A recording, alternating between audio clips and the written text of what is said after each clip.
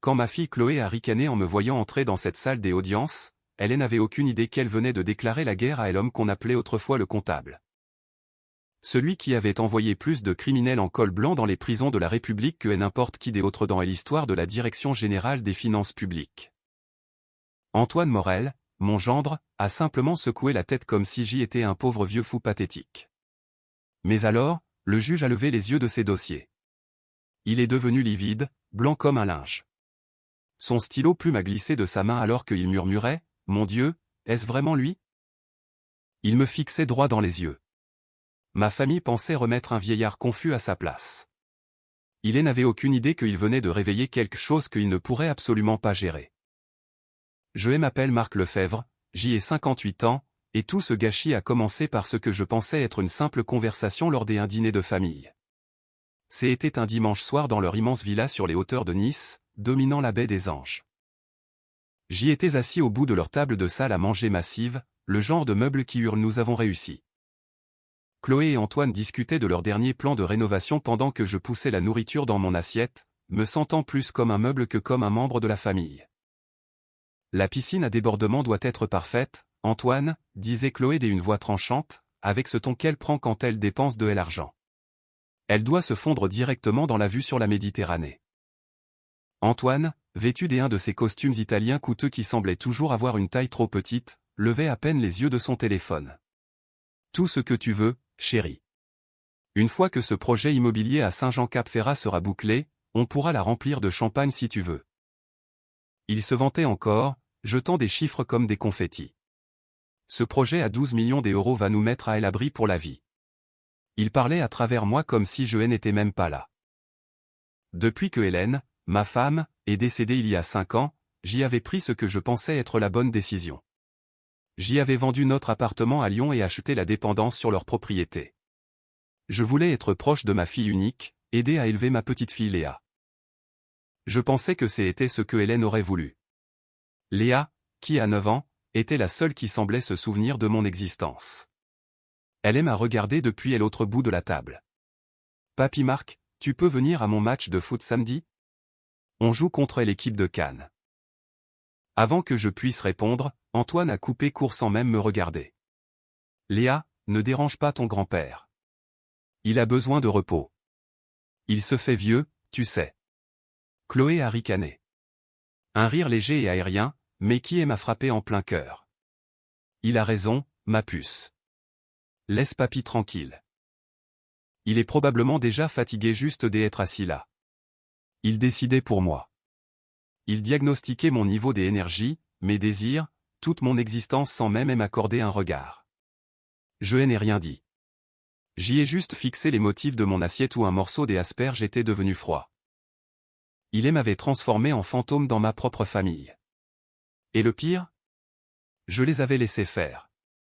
3 jours plus tard, Antoine a débarqué dans ma dépendance.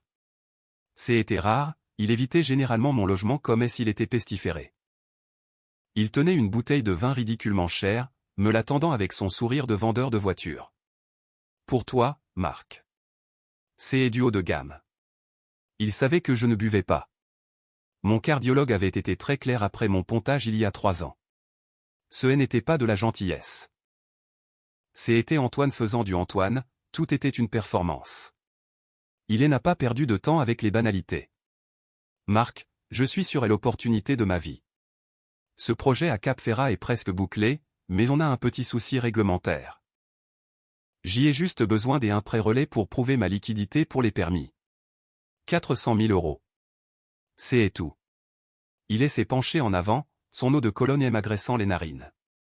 Je sais que tu possèdes cette dépendance sans aucune hypothèque. Tout ce que tu as à faire, c'est de t'en servir comme garantie. 6 mois maximum, et je te rends 560 000 euros. C'est un rendement de 40%, Marc. Tu ne trouveras ça nulle part ailleurs. Je l'ai observé. Il n'était pas juste enthousiaste, il était désespéré. Une fine couche de sueur perlait sur son front malgré la climatisation. Antoine, ai-je dit d'une voix calme. J'y ai 58 ans, pas 28. J'y ai passé l'âge de prendre des risques. Mon argent est pour ma retraite et, honnêtement, pour mes frais médicaux. La réponse est non. Le changement a été instantané. Comme si un masque venait d'être arraché. Le sourire a disparu, remplacé par une fureur froide et reptilienne.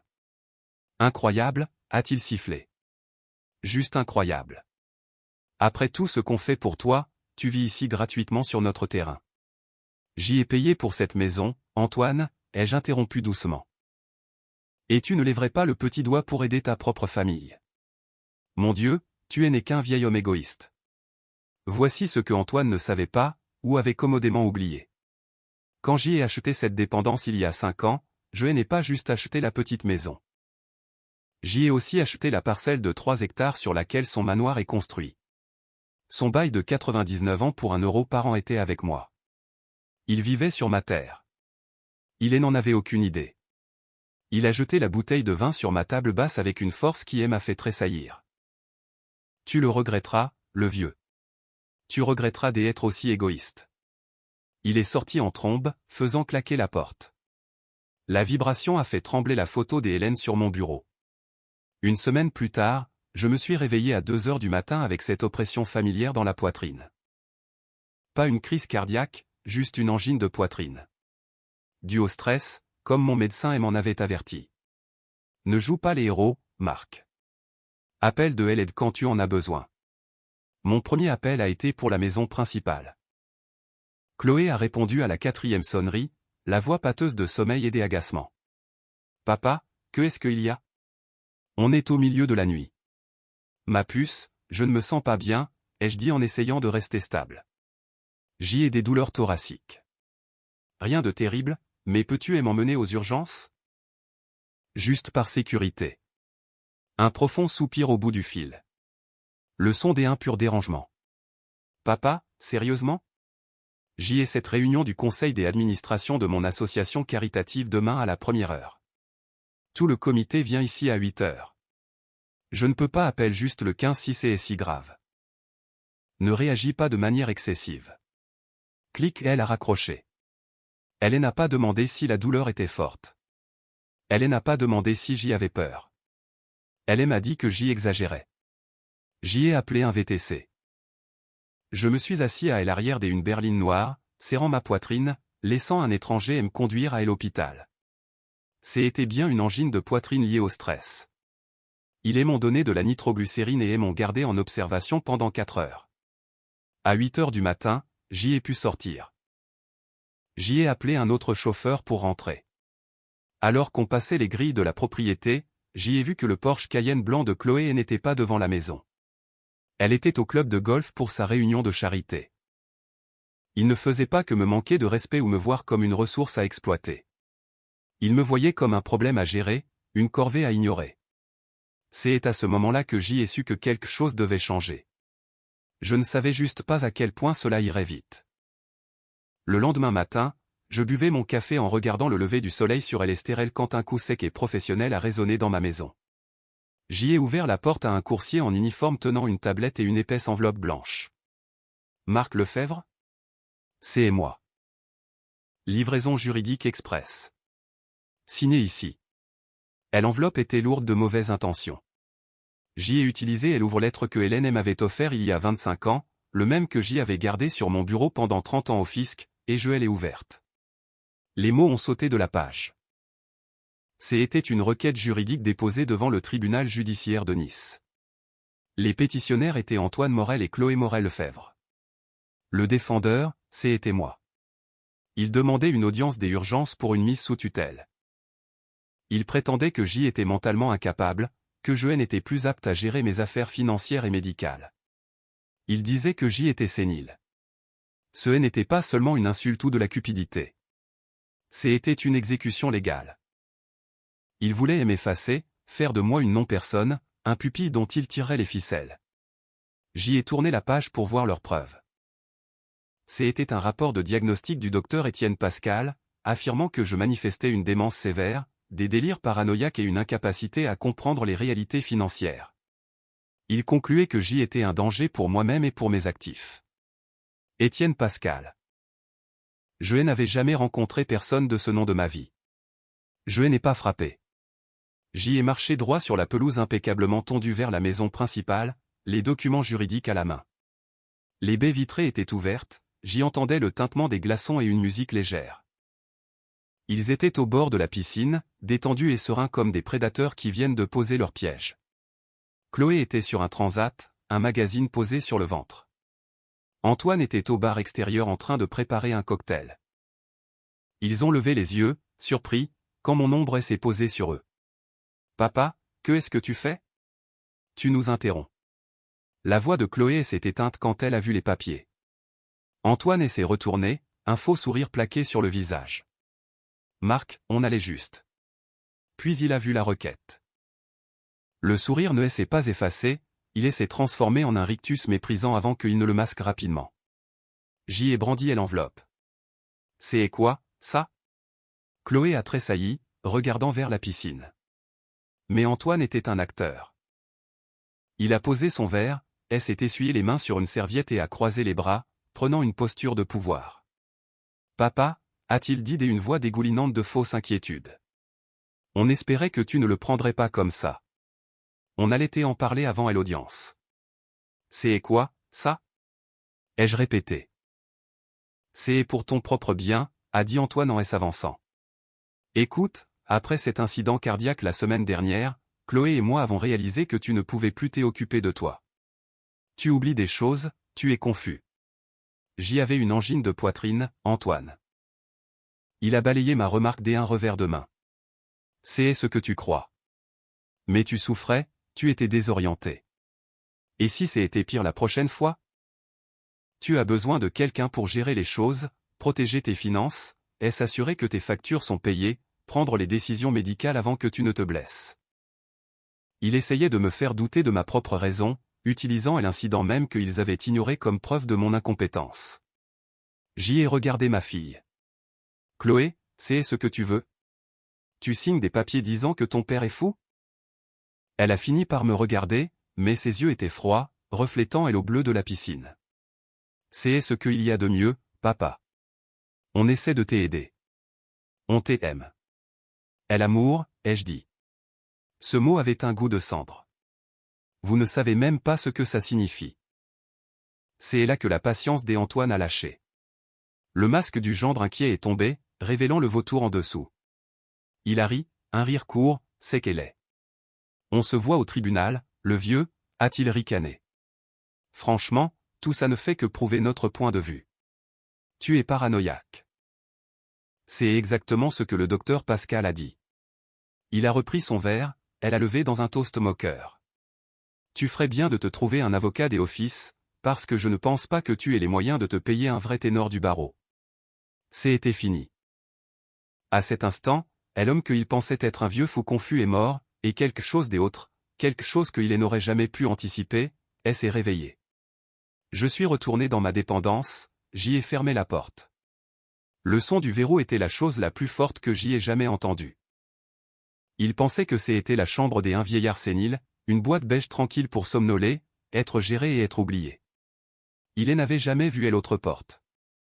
Elle était derrière mon dressing, cachée par de vieux costumes que je ne portais plus. Pas verrouillée par une simple clé, mais par un scanner biométrique. J'y ai pressé mon pouce contre le verre froid. Une lumière verte a clignoté, un lourd peigne dormant a glissé. C'était mon vrai bureau. Pas de lit, pas de fauteuil. Des dossiers du sol au plafond, 3 écrans massifs, un mur des armoires verrouillées, un système téléphonique crypté dédié. Antoine pensait que j'y étais un petit gratte-papier qui gérait les comptes de PME. Il n'en avait aucune idée. Pendant 30 ans à Paris, je n'étais pas juste Marc. J'y étais le comptable. J'y étais l'auditeur judiciaire principal pour la brigade de répression de la délinquance fiscale. Quand les PDG du CAC 40 truquaient leurs comptes, quand des sénateurs cachaient des comptes offshore, quand les chiffres semblaient impossibles, on m'envoyait. Je ne me contentais pas de suivre l'argent. Je le disséquais. Je trouvais les comptes cachés, les registres secrets, les transactions fantômes que tout le monde ratait. J'y étais l'homme qui avait envoyé 15 dirigeants de haut vol en prison ferme avec de simples feuilles de calcul. J'y avais tout quitté quand Hélène avait été diagnostiquée. J'y avais échangé les bureaux sécurisés et les auditions parlementaires contre des salles d'attente des hôpitaux et des protocoles de chimio. Je l'avais fait sans hésitation.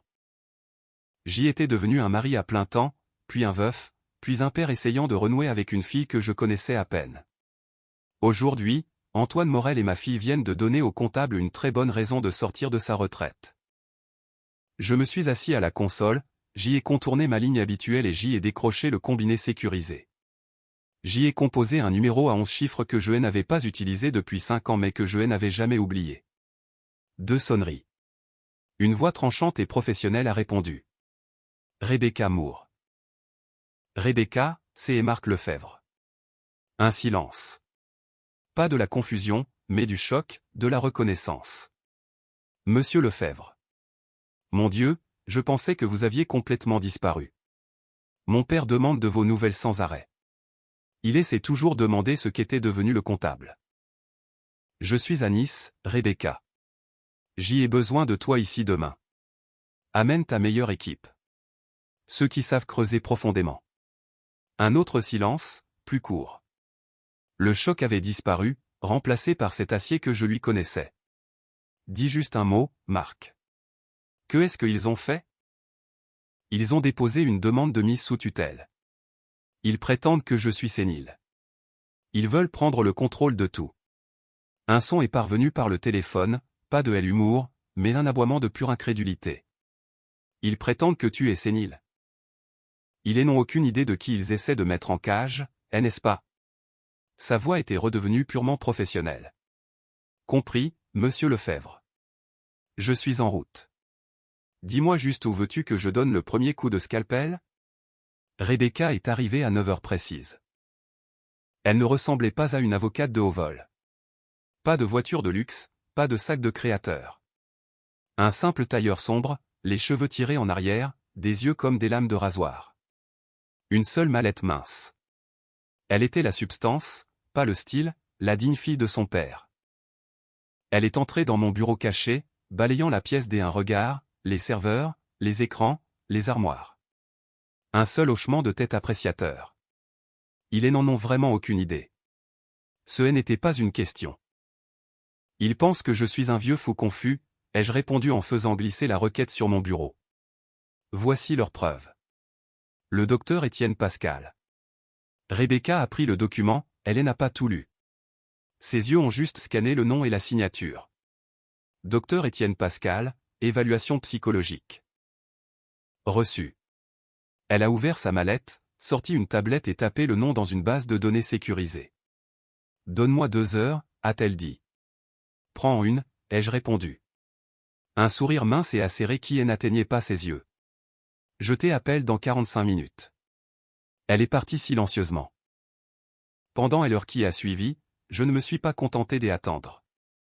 J'y ai commencé à cartographier l'architecture financière des Antoine, Morel Immobilier et les autres entités que je savais qu'il avait créées.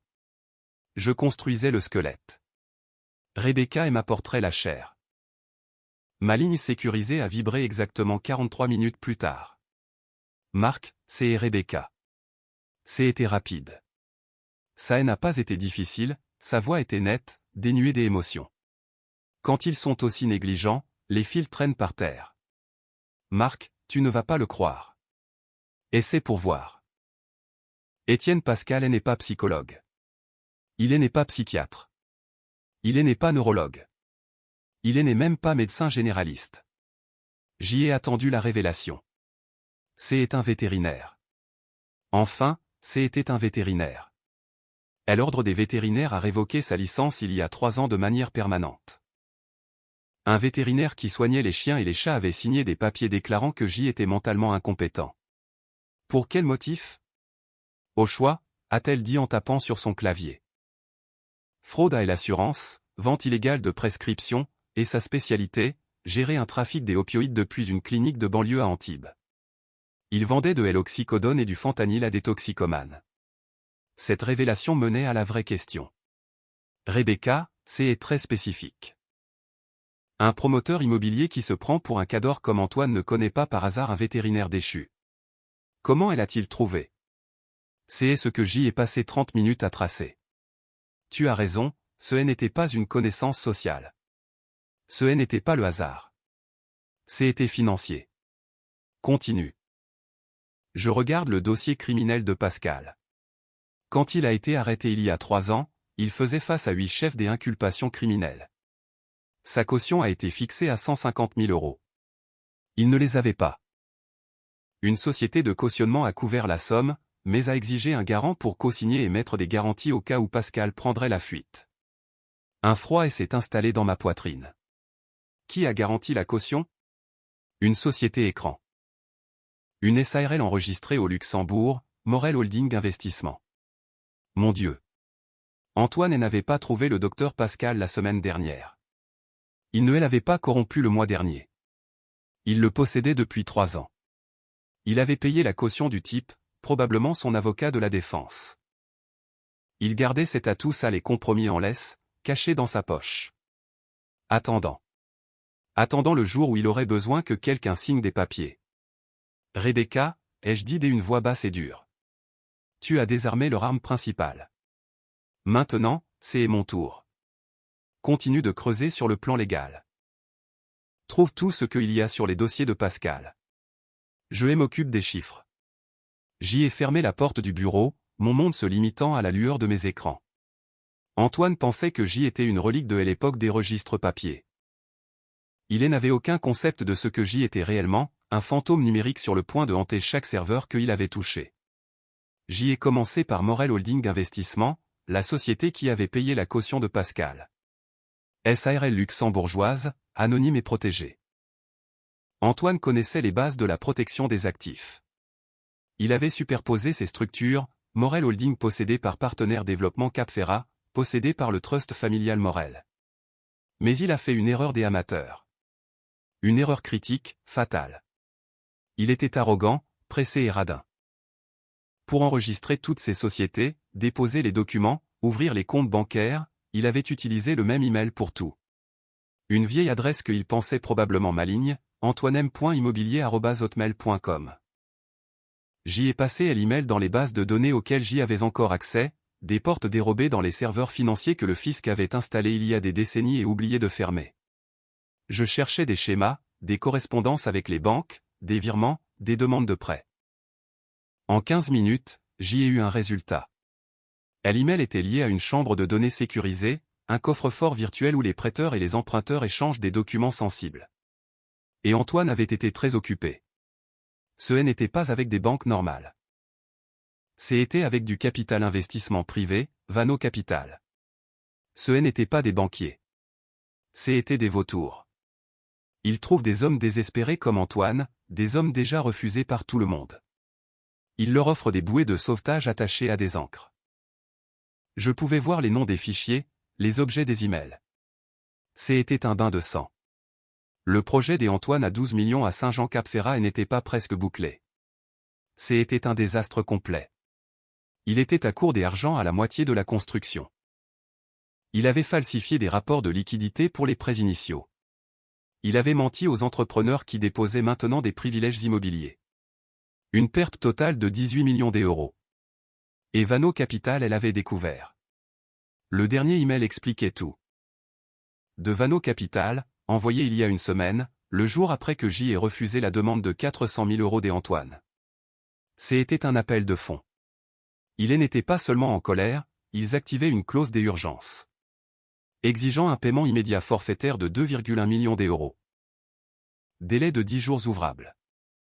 S'ils ne payaient pas, ils activaient la garantie croisée, ils saisissaient tout. Ils allaient le rayer de la carte complètement.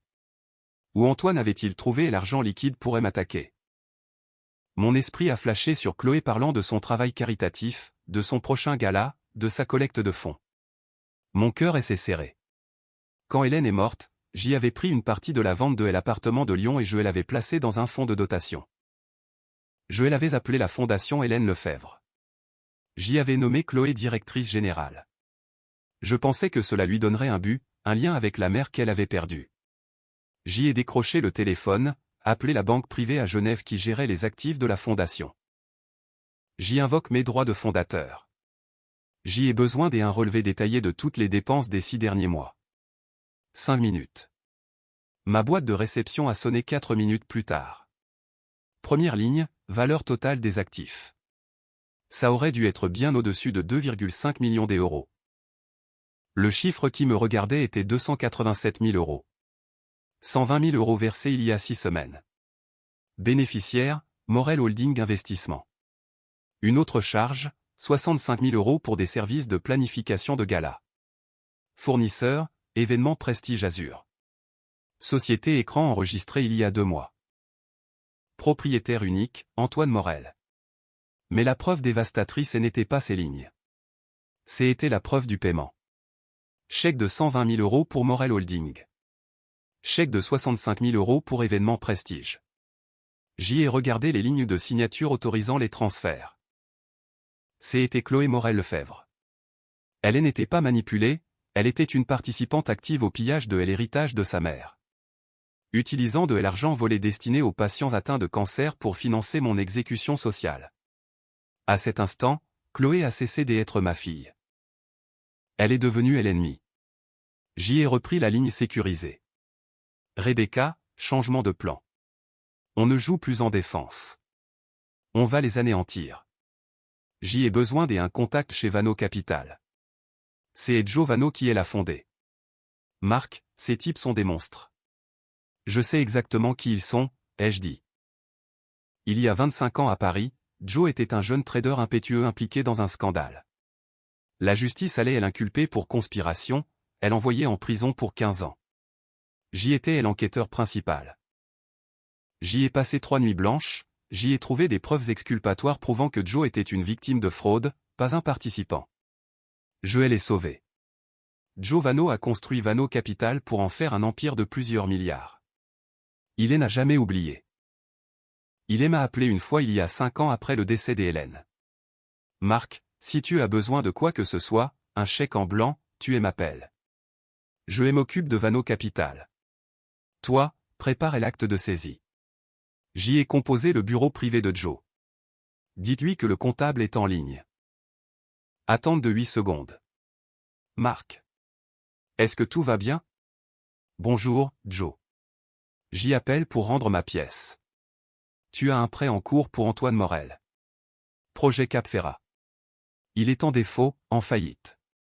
Morel. Ouais, un désastre de 18 millions. Mon équipe intervient lundi pour saisir les actifs. Je ne veux pas que tu saisisses ces actifs. Je veux racheter la dette. Toute la dette. Je vais virer le capital restant du plus les intérêts, 2,1 millions d'euros, tout de suite. Pas de trace écrite à mon nom, juste un transfert de propriété discret. Tu veux être le monstre, Marc? Tu aimes à sauver la vie. C'est le moins que je puisse faire. Réglé en 2 heures. La dette est à toi. Rebecca, c'est fait. Vano Capital ne détient plus la créance. C'est moi. Il est en défaut sur un prêt de 2,1 millions d'euros envers moi. On va entrer dans cette salle des audiences et lui remettre ça juste devant le juge. Le couloir éclairé au néon devant la salle 5B. J'y ai ajusté mon costume gris anthracite de mes années parisiennes. Coiffure fraîche, rasée de près. Je n'étais plus l'homme qu'il pensait.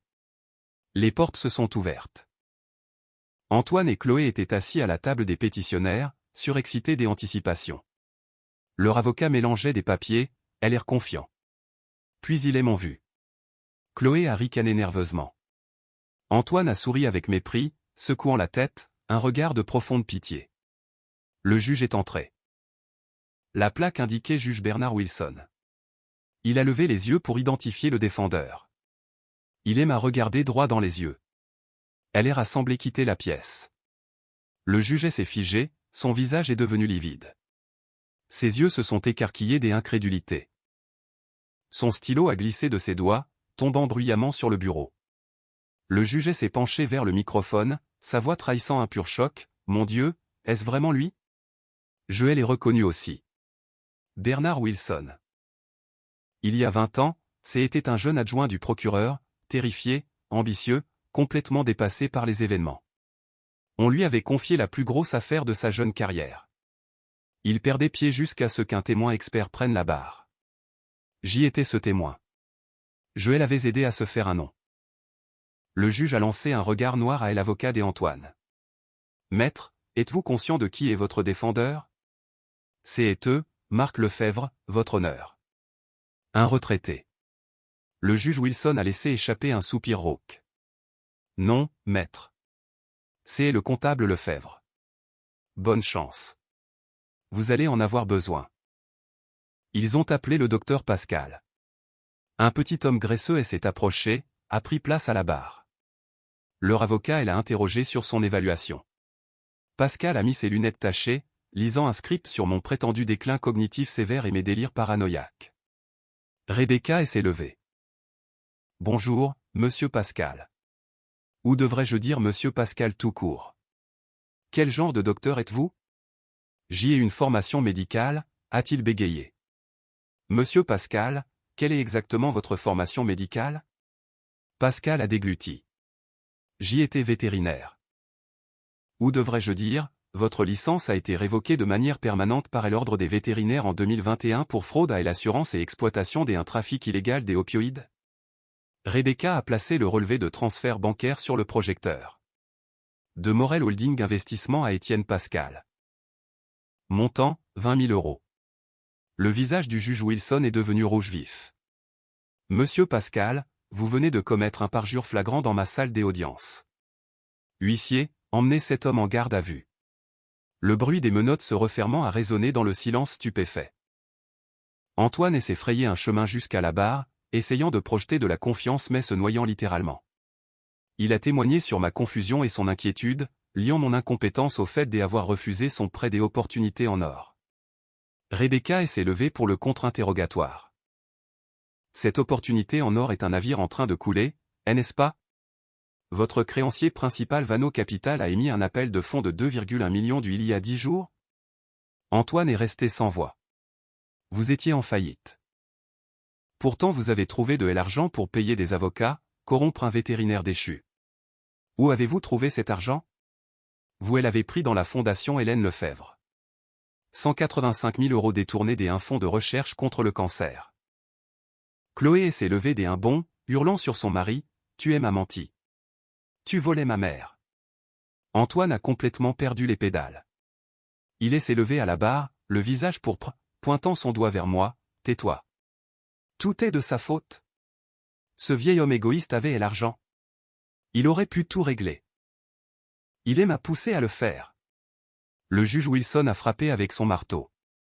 Monsieur Lefebvre, avez-vous quelque chose à dire concernant votre compétence? Je me suis levé lentement. Merci, votre honneur. Mais je ne suis pas ici pour débattre de ma santé mentale. Je suis venu ici pour déposer une plainte pénale. Je me suis tourné vers Antoine. Tu as fait défaut sur ton prêt. Mais tu n'as pas fait défaut envers Vano Capital. Tu as fait défaut envers moi. J'y ai racheté cette dette. Tout ce que tu pensais posséder m'appartient désormais. Cette audience de mise sous tutelle est terminée. L'audience des expulsions commence maintenant. Antoine était fini.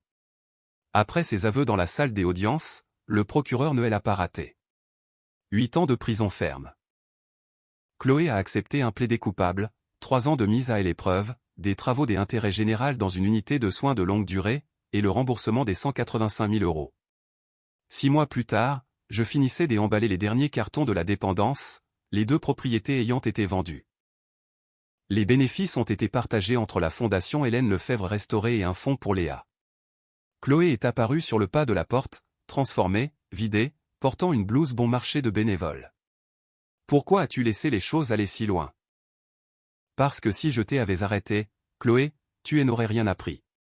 Tu n'as jamais payé pour ce premier vol quand tu avais 12 ans, c'est 60 € dans le sac de ta mère. Alors tu as continué à voler des choses plus grandes. Tu as dansé sur sa tombe pour une piscine. Je lui ai tendu une enveloppe. Elle adresse un petit appartement à Nice. Les 2 premiers mois sont payés. Après ça, tu devras te débrouiller seul. Les comptes sont soldés. Elle a pris l'enveloppe, m'a regardé une dernière fois, cherchant son père. Il n'était plus là. Elle est partie. Léa vient me voir un week-end sur 2 maintenant dans ma nouvelle maison à Vence. Elle est la seule bonne chose qui soit ressortie de tout ce gâchis. Parfois, la justice ne consiste pas seulement à équilibrer les livres, il s'agit de s'assurer que la génération suivante apprenne la différence entre le bien et le mal. Je m'appelle Marc Lefebvre, j'y ai 58 ans. J'y ai pris ma retraite 2 fois dans ma vie.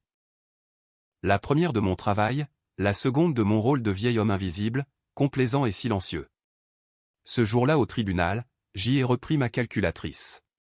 Mon nom est Marc Lefebvre, et mes comptes sont enfin équilibrés. Cette histoire est un rappel puissant que le respect des aînés ne devrait jamais être dicté par leur utilité financière ou leur vigueur apparente. Marc Lefebvre représente tous ces parents qui ont consacré leur vie à bâtir un avenir pour leurs enfants, pour finalement se retrouver traités comme des fardeaux une fois que le besoin des argent prend le dessus sur l'affection.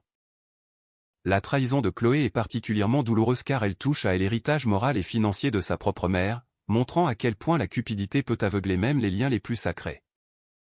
Le titre de le comptable n'est pas seulement une profession ici, c'est une métaphore de la justice immanente, chaque action a une conséquence, chaque dette doit être payée, et dans le grand livre de la vie, on ne peut pas falsifier les comptes éternellement sans que la vérité ne finisse par éclater.